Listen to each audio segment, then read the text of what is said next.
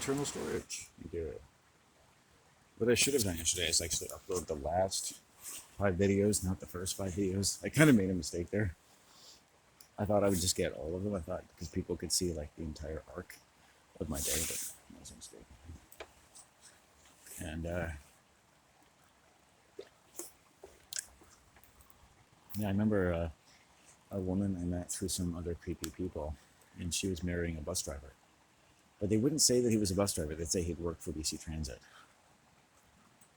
That's how self-conscious they are. And I met him, and it was just this guy just is nothing. He's just a 350-pound piece of meat in a 100-pound sack. There's no effect. There's no real aura of life about this person. It's like they're dead.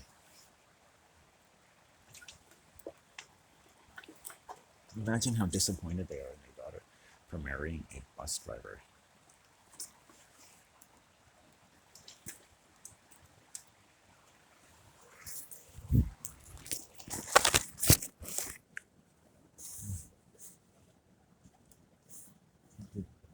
Little Romans don't know.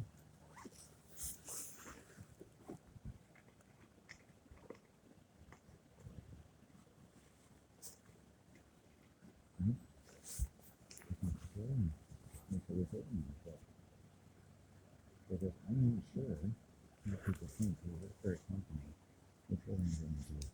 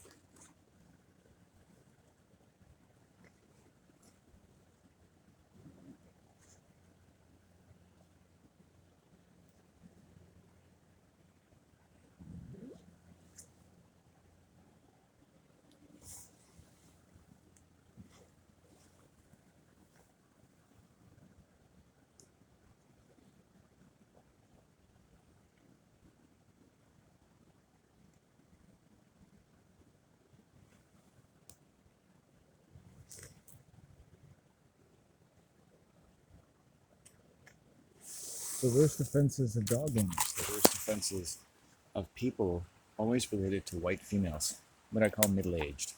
So basically, to me, like 29 to 65.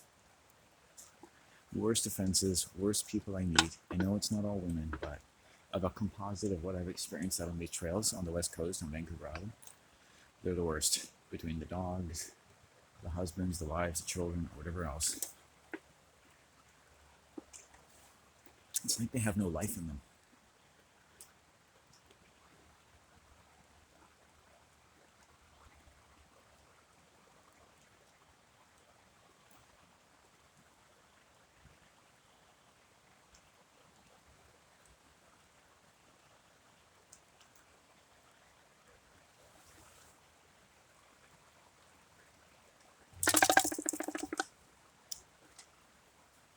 Okay, it's been good. So I've got this little wand of protection, and today I had the rune, the number 4, with the rune of Aiwass, which is like protection from evil. So just get through the day.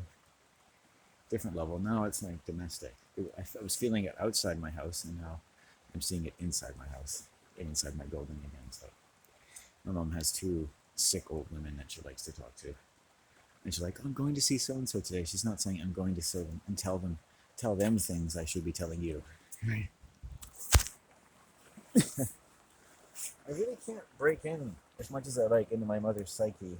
Not break in, just break ground in helping her to be a healthier person. But I think when my Uncle Art dies, it'll be a bit better. She's got to, at some point, she's got to open up that level. But I think it's not for me to make her, but I know I'm open.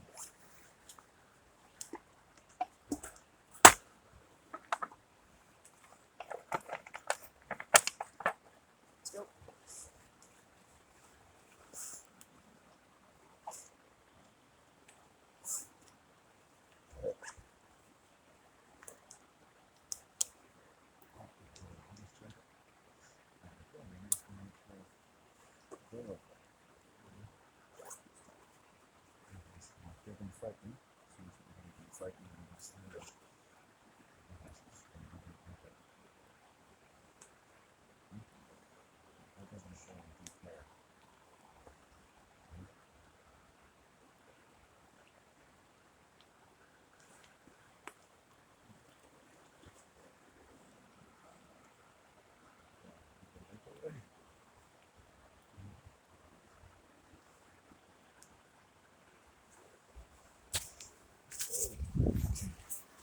this is watching this YouTube video. YouTube is such a crock of shit, isn't it?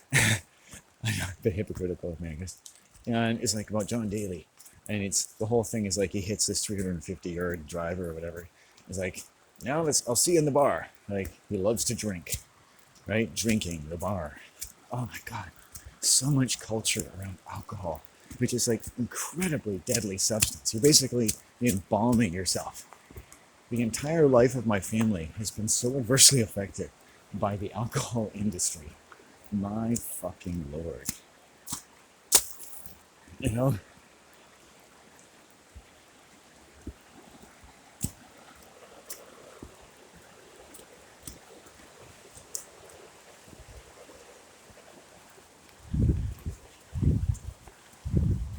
Anyway, let's see what we can do.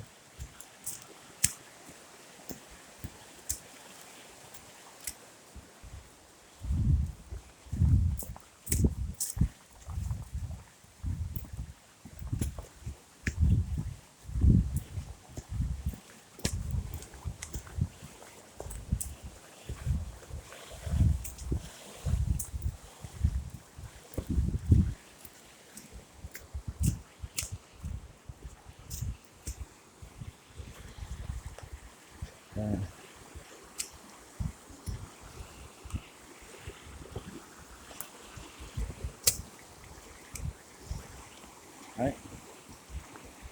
Hold on.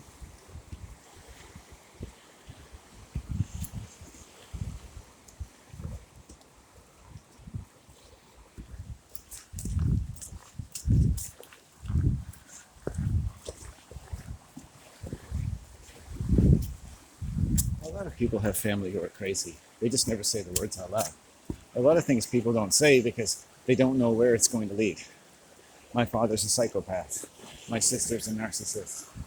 My uncle's a sexual predator. People don't want to say that.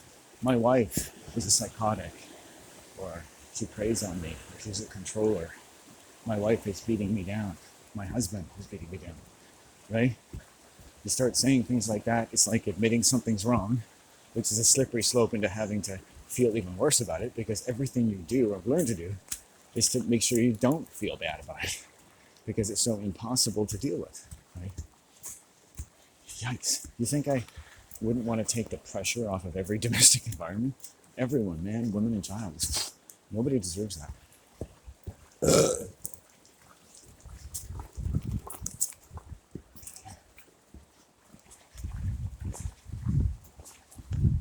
Little anxiety.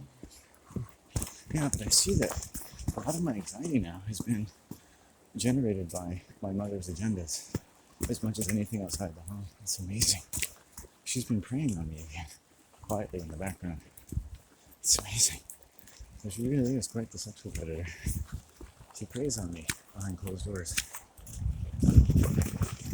Didn't have to lose that habit.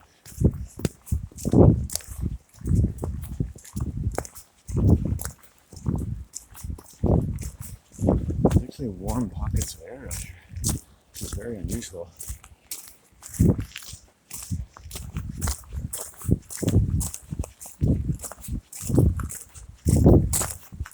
Mostly my mom, she's gotten quite violent when she doesn't have enough work. And then when she gets a job, she settles right down. She's really quite a simple animal that way. She just needs something to do.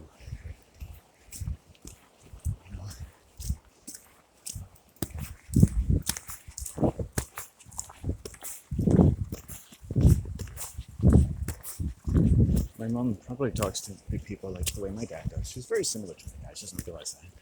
Because they both suffer from similar mental illnesses like narcissism and psychopathy. And she doesn't really talk me up. A narcissist will never talk you up. They might say, "Oh, he's so smart. I wish he could do more." Stuff like that.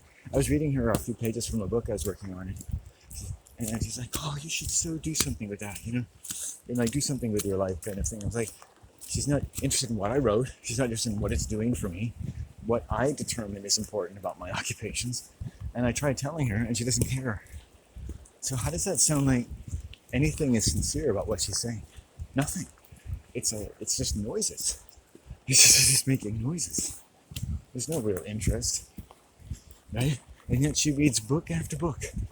Like she spent hundreds of dollars, probably thousands at this point, just buying books for her Kobo. You know, I bought her the Kobo. She's had hundreds of hours of enjoyment. Do you think she ever says, hey, thanks for that? That's one of the nicest gifts I ever got. You know, she's just, and so you lose out in life. You lose out with men when you don't appreciate them. You want more from a man? Appreciate it. You want more from a woman? Appreciate her. But I notice that when I give my mom compliments, I say, hey, you look beautiful today. Or you look really nice. She doesn't take them in.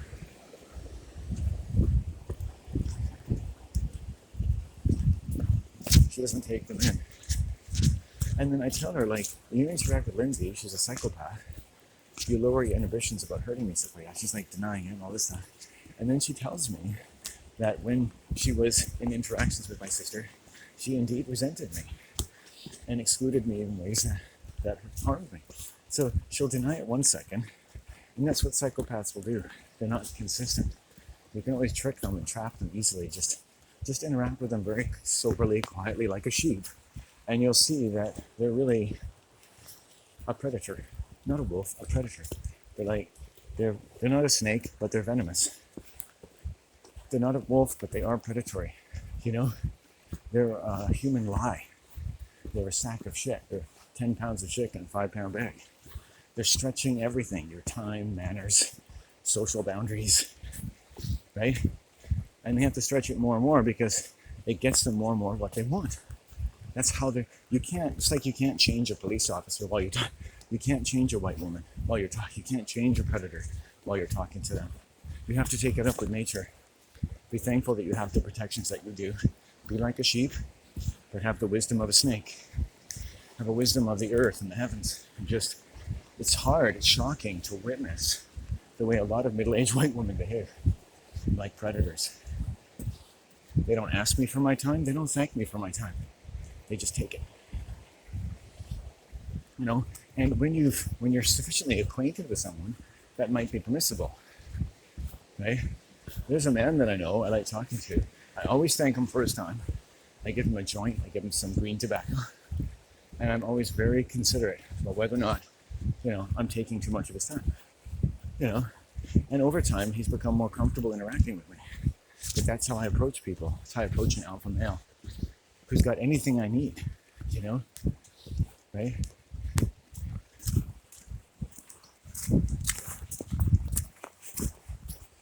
Gratefully, with respect. But when women don't learn that men want to be approached with respect, right? These are like demons. They're like police. They'll never thank you for your time. They'll never ask you for your time. And they stretch everything, right?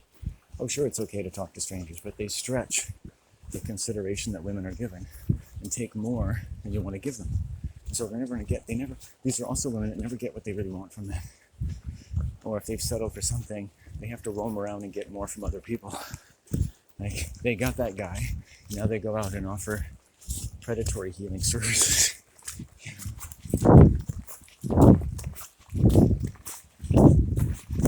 And they're always full of shit in ways that are work well, even if for the health industry, it's all a racket, alternative health.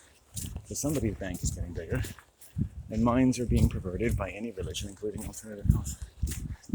They're full of shit. And of course, it's nice to be vegan. It's nice to be vegetarian. It's nice to be a pescatarian. It's nice to eat meat. It's nice to be an omnivore. It's nice to be paleo. It's nice if it's nice, and it's not if it's not. For fuck's sake, why make a fucking religion out of it? You know, if you want to improve things about your life, you might take out some foods. You might put in some.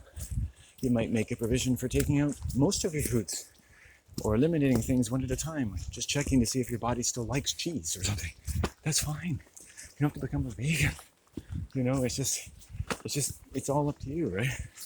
But no book will ever say that. Instead, they'll say, like, meat takes longer to digest than vegetable protein. I eat meat, I crap it out the next day, sure as anything else.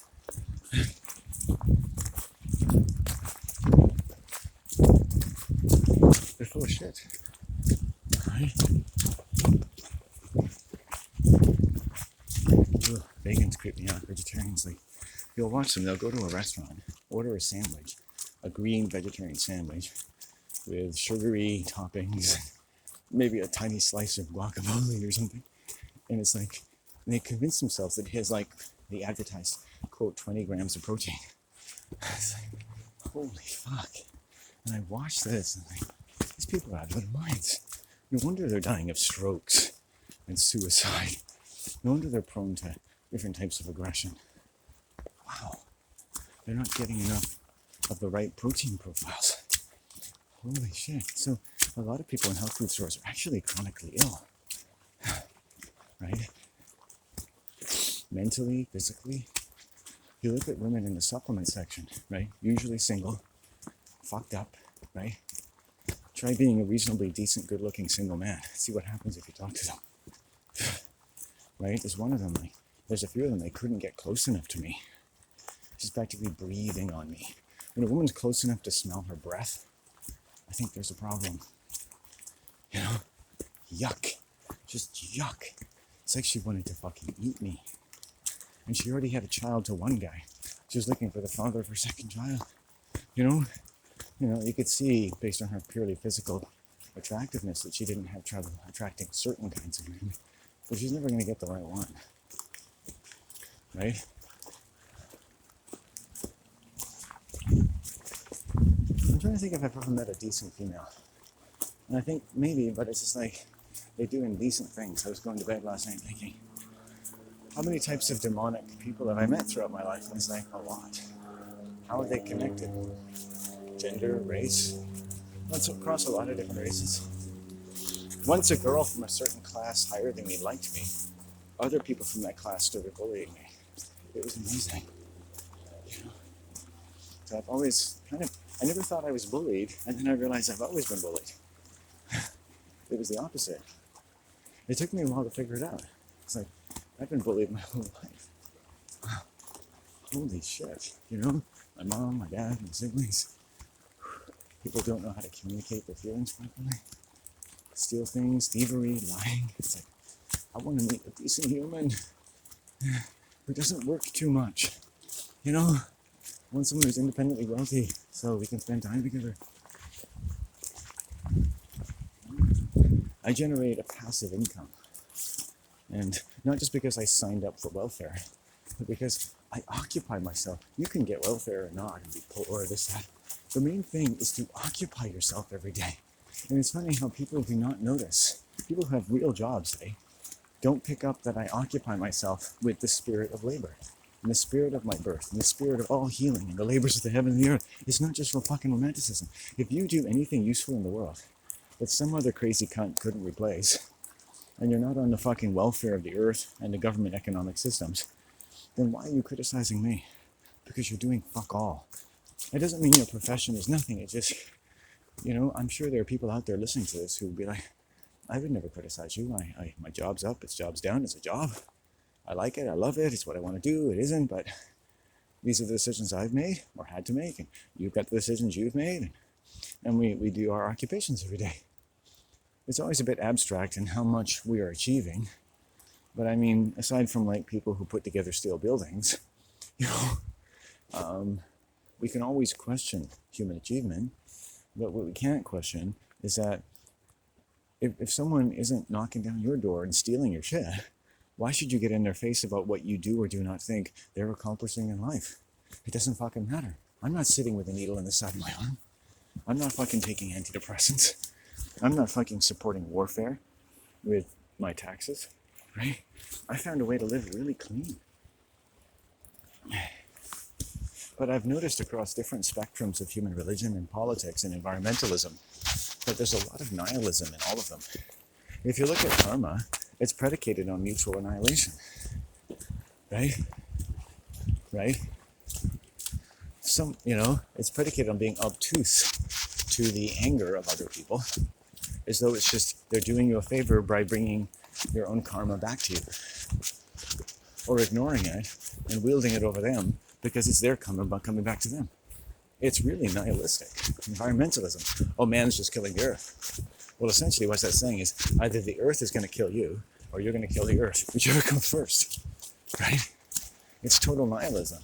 You're not really setting anyone up to have the type of conversation you might really want in the deeper soundness of your mind that has adopted this based on certain types of conditioning, as to how to alleviate violence to each other, the earth, stave off changes in the climate that indeed could be disastrous for us. All those kinds of things are worth talking about, right? You can prioritize or not. Like, should you regulate human minds? Should we see about a consensus? Should we enjoy the order we have while challenging things which don't give the human mind enough respect? Right? These are all conversations we can have. But religion and ideology is nihilistic. It's predicated, like all TV, on Gnostic Kabbalism. That identities that are formed for the survival of group and self are predicated upon mutual annihilation. The day of the night, Achilles and Agamemnon, one gender and another. You see what I mean? It doesn't always look that way, but that's what it adds up to. If the height of human behavior is to kill the earth, then essentially we're killing each other. You've just eliminated all decent human labor. And, if we're not accomplishing what we're doing, what is the earth going to do to us? Right? One or the other at that point. Okay, here we are. I think we're at the altar.